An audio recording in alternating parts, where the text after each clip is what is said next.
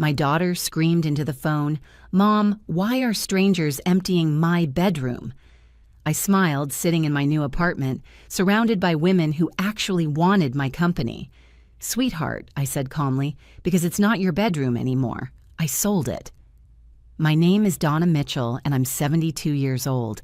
Before we get into this story, I'd love to know, where are you watching from today? Drop your city or state in the comments. I always wonder who's out there, listening to an old woman's tale of finally putting herself first. Now, let me take you back to where this all began. For 37 years, I lived in the same house on Maple Street. It was a beautiful 4-bedroom colonial with a wraparound porch, the kind of home you see in magazines about classic American living. My late husband Robert and I bought it when I was pregnant with our first child. We raised 3 kids in that house, Lauren, Michael, and Stephanie. Every room held memories. The kitchen where I taught them to bake, the living room where we opened Christmas presents, the backyard where Robert built them a treehouse that somehow never fell apart, even after all these years. When Robert passed away 6 years ago from a sudden heart attack, I thought my world had ended. We were supposed to grow old together, travel, finally do all those things we'd put off while raising kids and building careers. Instead, I was alone in that big house, rattling around like a ghost myself. But I told myself it was okay. I had my children. They'd come visit. We'd still have Sunday dinners. The house would still be filled with laughter and love, just differently than before. I was so incredibly naive. The first year after Robert died, they did come around. Lauren would stop by every couple of weeks. Michael would come for dinner once a month. Stephanie, who lived the closest, just 20 minutes away, would pop in occasionally. But I could see it in their eyes. Obligation, duty. They were checking the box marked, "Visit Grieving Mother." By the second year, the visits became less frequent. Once a month became once every 2 months. Phone calls that used to be weekly became sporadic texts. "Busy with work, Mom. The kids have so many activities. We'll come by soon, promise." I understood, or at least I tried to. They had their own lives, their own families, their own struggles. Lauren was a real estate attorney with 2 teenage boys who played competitive soccer. Michael ran his own accounting firm and was always drowning in work during tax season, which seemed to last 9 months out of the year. Stephanie was a nurse working 12-hour shifts, raising a 10-year-old daughter alone after her divorce. But understanding didn't make the loneliness any easier to bear. I started calling more. Not excessively, I thought. Maybe once every few days, just to hear their voices, to feel connected to the family I'd spent my entire adult life building. I'd invite them over for dinner. "I'm making pot roast, your favorite." "I baked those chocolate chip cookies you love." "Please, it's been 3 months since I've seen the grandkids." That's when the complaints started. It was Stephanie who said it first. We were on the phone, and I'd asked when she might come visit. "Mom," she said, her voice tight with frustration, "you need to stop guilt-tripping us about visits. I work 60 hours a week. I'm exhausted. I can't drop everything every time you're feeling lonely." Guilt-tripping. That word hit me like a slap across the face. "I'm not trying to guilt-trip you," I said quietly. "I just miss you." "Well, it feels like guilt-tripping," she snapped. "Every time we talk, it's, 'When are you coming over?' or 'I haven't seen you in so long.' We have real lives, Mom, real responsibilities. We can't always put you first." I apologized. Of course I apologized. I told her I understood, that I'd try to be better about it. But after I hung up, I sat in that empty house and cried for 2 hours straight. A week later, I called Lauren to ask if she and her family wanted to come for Sunday dinner. I hadn't seen them in 6 weeks. Her response was almost identical to Stephanie's. "Mom, seriously, you have to stop this. We're not kids anymore living under your roof. We're adults with our own families. I know you're lonely, but you can't make us feel bad about living our lives." "I'm not trying to make you feel bad," I protested. "But you are," she insisted. "Every invitation feels like an accusation, like we're terrible children for not being there every second. Dad's been gone 6 years, Mom. At some point, you need to build your own life instead of waiting for us to fill the void." those words cut deeper than anything Stephanie had said. Build my own life, as if the life I'd built, centered around my family, around being a mother and grandmother, somehow didn't count. Michael was gentler when he finally addressed it, but the message was the same. Mom, I love you, but you need to give us some space. We'll come visit when we can, but you calling and asking all the time makes us want to come less, not more. It's pressure, and none of us need more pressure in our lives. So I stopped. I stopped calling, except for birthdays and holidays. I stopped extending invitations. I stopped asking when I'd see the grandkids. I became exactly what they wanted, a mother who didn't inconvenience them with her loneliness. The house felt even emptier after that. I'd walk past their old bedrooms, preserved exactly as they'd left them. Lauren's room still had her high school volleyball trophies on the shelf. Michael's had his collection of baseball cards in protective sleeves. Stephanie's walls were still painted the purple she'd chosen when she was 14. I'd kept everything, thinking they'd want these pieces of their childhood, thinking their kids might want to stay over sometimes, to sleep in the same rooms their parents had grown up in. But months went by without a single visit, then nearly a year. I'd see their lives on Facebook, Lauren's boys at soccer tournaments, Michael at some charity golf event, Stephanie taking her daughter to the zoo, all these moments I wasn't part of, all these memories being made without me. I wasn't even hurt anymore, I was numb. And in that numbness, something shifted inside me. I looked around that big house one morning, really looked at it. 4 bedrooms for one person, a dining room table that seated 8 where I ate alone every night, a yard I paid someone to maintain because I couldn't do it myself anymore, thousands of dollars in property taxes, utilities, maintenance, insurance. For what? To preserve shrine bedrooms for children who'd made it clear they had real lives that didn't include their mother? That's when I called my former colleague, Patricia Chen, who'd become a real estate agent after retiring from teaching. We'd kept in touch over the years, meeting for coffee every few months. Patricia, I said, I want to sell my house. There was a pause. Are you sure, Donna? That's a big decision. I've never been more sure of anything. We listed it on a Thursday. By Saturday, I had 3 offers. The market in our area was hot, and a well-maintained 4-bedroom in a good school district? It was gone in a week. I accepted an offer $15,000 over asking price. I didn't tell my children, not when I listed it, not when I accepted the offer, not when I started packing. Why would I? They'd made it clear that what I did with my life was my business as long as I didn't bother them about it. I hired an estate sale company to handle most of the furniture. I kept only what would fit in a 1-bedroom apartment. The rest, all those carefully preserved memories, all that furniture I'd polished and protected for decades, went to strangers who actually wanted it. The bedrooms were packed up by professionals. Every trophy, every poster, every piece of childhood memorabilia went into labeled boxes that I had shipped to storage units. 1 unit for each kid, paid up for 6 months. They could decide what to do with it all. I found a beautiful senior living community called Riverside Gardens. It wasn't a nursing home. I didn't need that. It was independent living for active seniors. 1-bedroom apartments, a community center, activities, a dining room where I could eat with other people instead of alone. The woman who gave me the tour, Marie, was about my age and had the warmest smile. "You'll love it here," she said. "We have book clubs, painting classes, day trips. There's always something happening." "That sounds wonderful," I said, and meant it. I moved in on a Tuesday. My new apartment was on the 3rd floor with a view of the gardens. It was smaller than my old house, obviously, but it was mine. More importantly, it was filled with people who actually wanted to spend time with me. Within the first week, I joined the book club and met Helen, a retired librarian with a wicked sense of humor.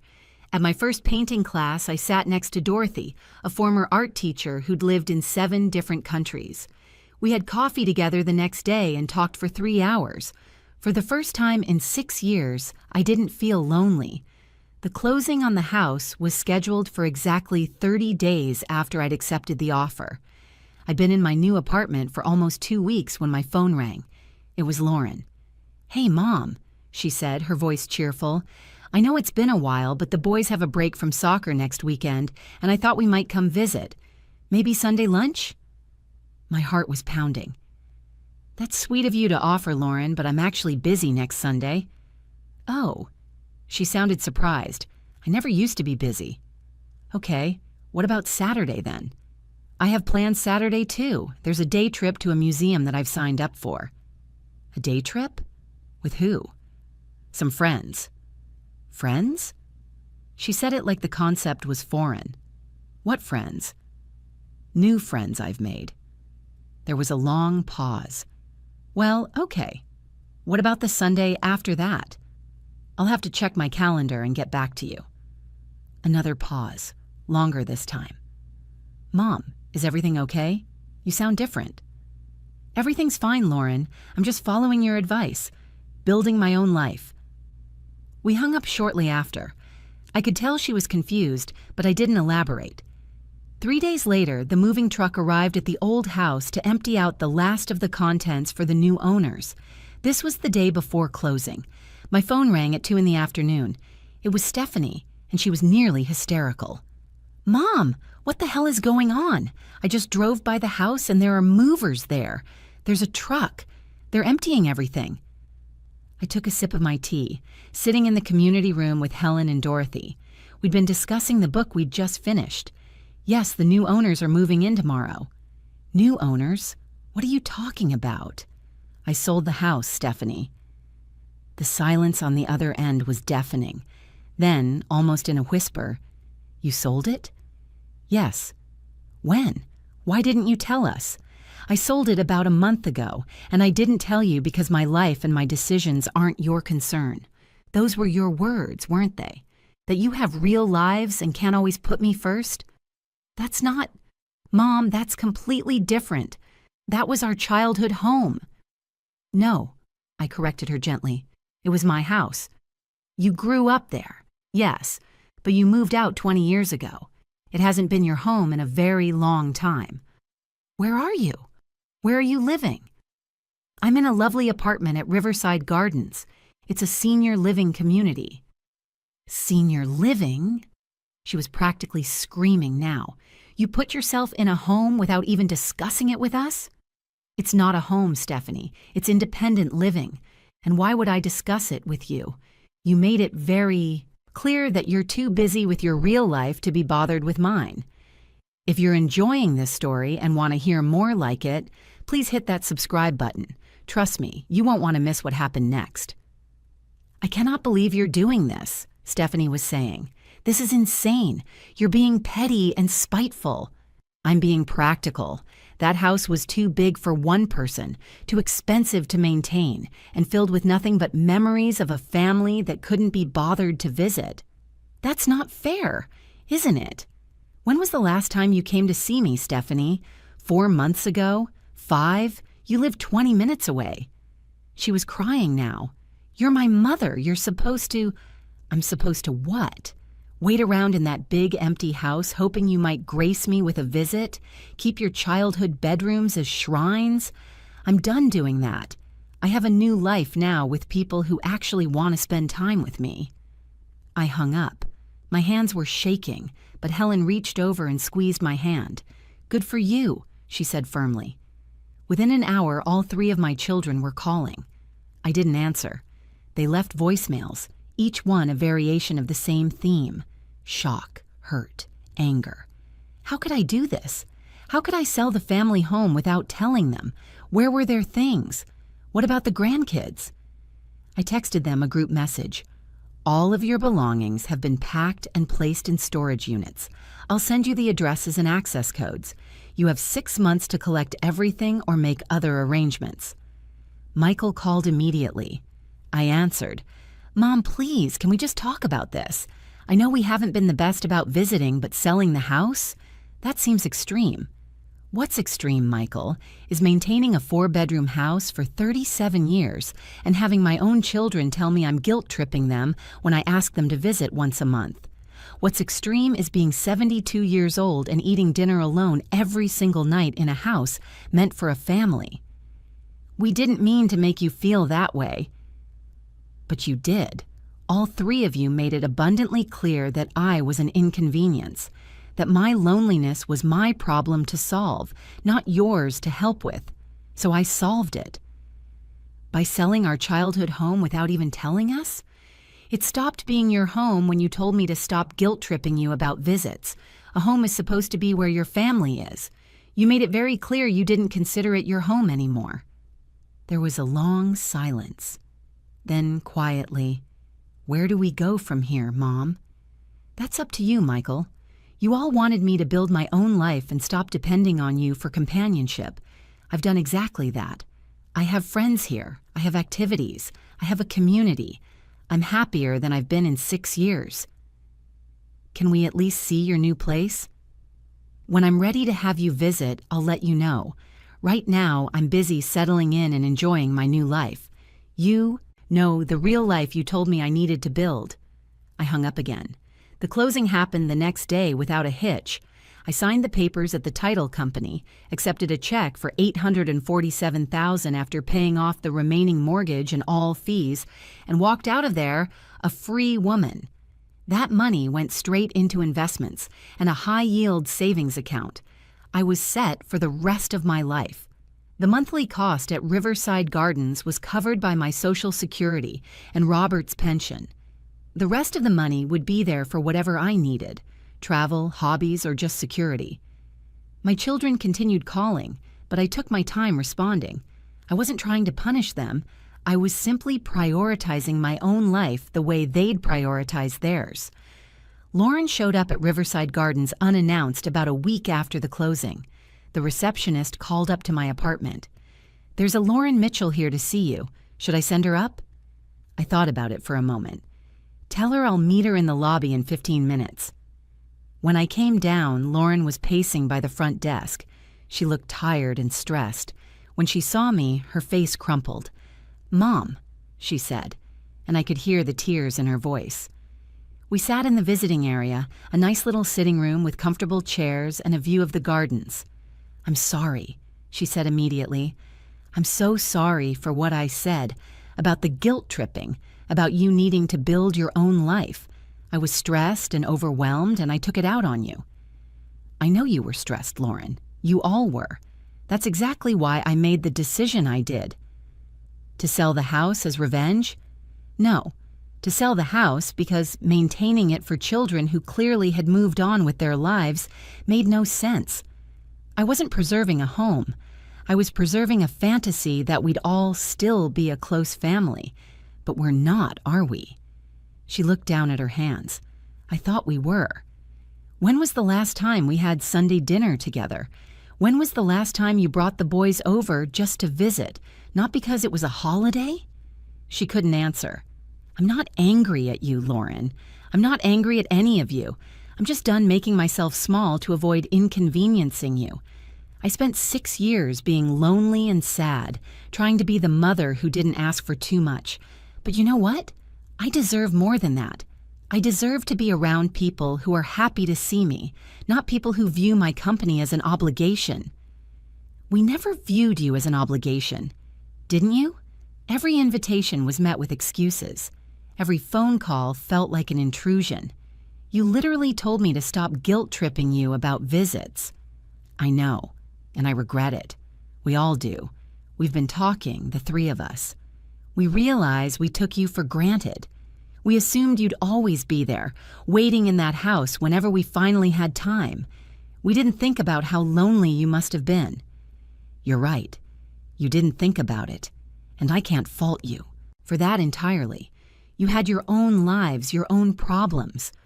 But the consequence of that is I had to make a decision about my life. And I chose to surround myself with people who actively want to spend time with me. Can we try again? Can we do better?" I looked at my daughter, really looked at her. She was 42 years old with gray streaks in her hair she hadn't had a year ago. She looked genuinely remorseful. "I don't know," I said honestly. "I'm not closing the door on our relationship, Lauren, but I'm also not going to sit around waiting for you to find time for me. I have my own life now. Friends, activities, plans. If you want to be part of my life, you're going to have to make an actual effort, not just show up when guilt or shock motivates you. I understand.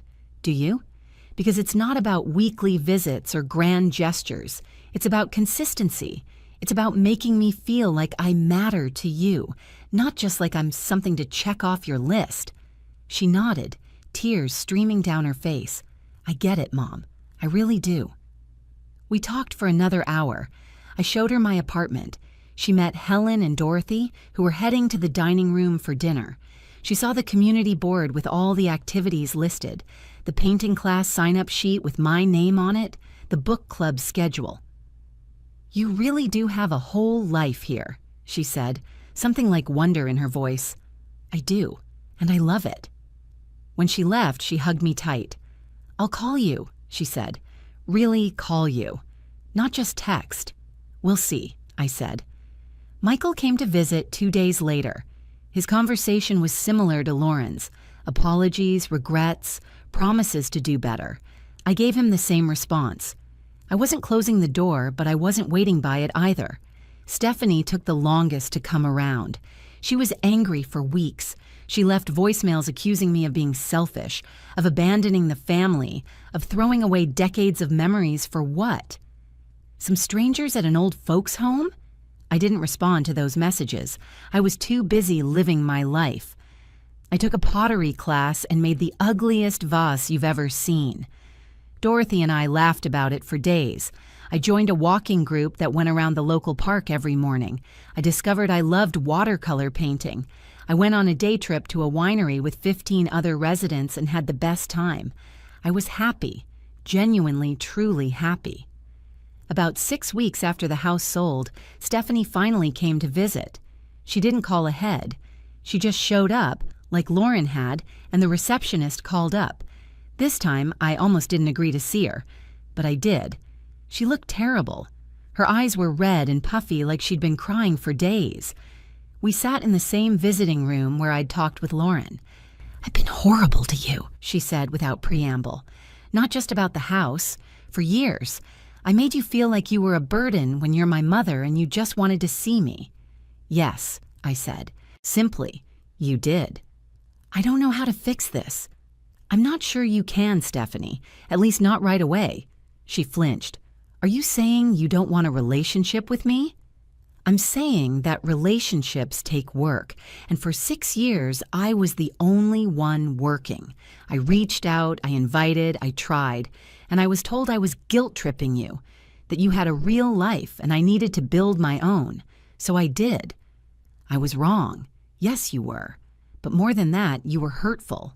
You made me feel like my grief, my loneliness, my desire to be close to my family was something shameful, something I needed to hide so I wouldn't inconvenience you. She broke down completely, sobbing into her hands. Part of me wanted to comfort her like I always had. But another part of me, the part that had spent 6 years crying alone in that big house, stayed where I was. I'm not going to apologize for selling the house, I said. I'm not going to apologize for moving here, and I'm not going to apologize for finally putting myself first. I don't want you to apologize, she said through her tears. I want to apologize. I want to be better. I want to be the daughter you deserve. Then be that daughter, not just today, not just because you're shocked that I actually took action. Be that daughter consistently.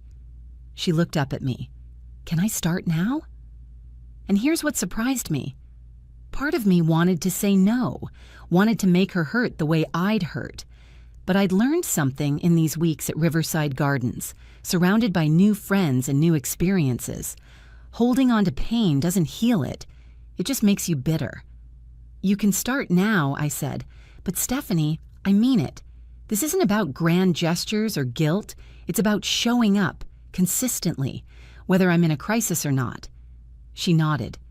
Can I take you to lunch? We went to a small cafe nearby. We talked for 2 hours. Really talked, not just surface conversation. She told me about her struggles as a single mother, about how exhausted she was, about how she'd been so focused on surviving that she'd stopped thinking about anything else. I listened. I understood. but I also didn't excuse it. Being busy is valid, I said. Being overwhelmed is real. But you know what? I was busy too. I raised 3 children, worked part-time, took care of your father when he was sick. We all have struggles, Stephanie. That doesn't mean we get to neglect the people who love us. She absorbed that quietly. Conclusion. That was 3 months ago. I'm still at Riverside Gardens, and I'm still loving it. Helen and I take pottery class together every Thursday. Dorothy and I painted a landscape last week that's actually hanging in my apartment. I've been on 4-day trips with the group here, and next month we're taking a 3-day excursion to Asheville. My children? They're trying, really trying. Lauren calls every Sunday evening. We talk for about 30 minutes, and it's not forced anymore. She brought the boys to visit last month, and they actually seemed interested in hearing about my painting class. One of them wants to try pottery. Michael comes by every other week for coffee. We sit in the garden here and just talk about his work, about my activities, about life. It's nice. It's real. Stephanie has been the most consistent, which surprised me. She comes every week, sometimes just for an hour on her way home from work. She met Helen and Dorothy and actually enjoyed their company. Last week, she brought her daughter, and watching Emma explore the gardens here made me realize something. My grandchildren don't need shrine bedrooms in a house full of ghosts. They need a grandmother who's happy and present. And that's what I am now. Do I regret selling the house? Not for a second. That house was a beautiful part of my past, but it was keeping me trapped there. I'm 72 years old, and I finally learned that it's okay to choose yourself. It's okay to say, I deserve better, and actually do something about it. My children learned something too. They learned that I'm not just mom, waiting in the wings for whenever they have time. I'm Donna. I'm a person with my own life, my own friends, my own joy, and I won't settle for crumbs of attention from anyone, not even my own children. The house on Maple Street belongs to someone else now, a young family with 3 kids who'll make their own memories there. I hope they're happy there, like we once were. As for me, I'm happy right where I am, surrounded by friends who choose to spend time with me, living a life that's full and rich and mine, and that's worth more than any house could ever be.